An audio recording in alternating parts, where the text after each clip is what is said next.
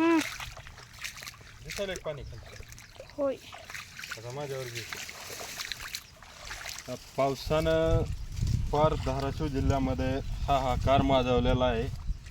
सध्या खऱ्या अर्थानं गरज आहे या सरकारनं लाडक्या बहिणीला आणि लाडक्या भावाला आधार देण्याची.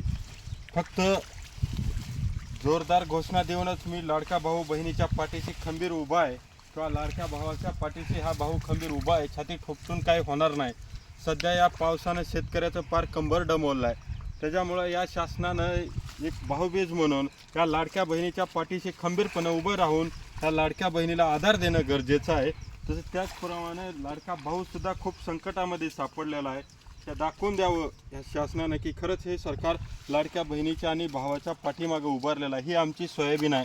तुम्ही इकडं दाखवा, जिथपर्यंत दाखवताल तिकडं पूर्ण सोयाबीनीमध्ये पाणी आहे. इकडं दाखव माझ्याकडं. हे बघा, मी आता आमच्या सोयाबीनीमध्ये आहे. ते पूर्णपणे पाण्यात आहे सोयाबीन.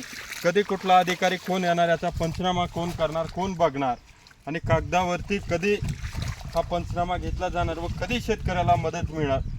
त्यामुळे शासनानं सर्व निकष बाजूला ठेवून शेतकऱ्याला आधार देऊन शेतकऱ्याला काहीतरी मदत करणं गरजेचं आहे.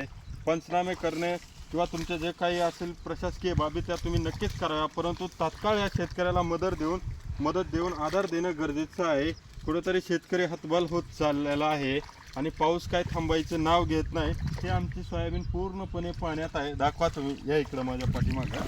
ठीक आहे, पूर्ण सोयाबीन पाण्यामध्ये असं उभा आलेला हातातोंडाशी आलेला घास हा पावसानं हिरावून घेण्याचं काम करतं आहे. खरंच शेतकरी खूप हतबल आणि निराश झालेला आहे. कुठलेही संकट, नैसर्गिक आपत्ती आली की शेतकऱ्याच्याच माथ्यावर मारली जाते.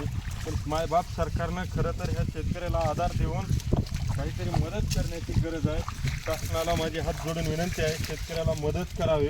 हे बघा, हे पूर्ण सोयाबीन आमचं पाण्यामध्ये आहे. धन्यवाद.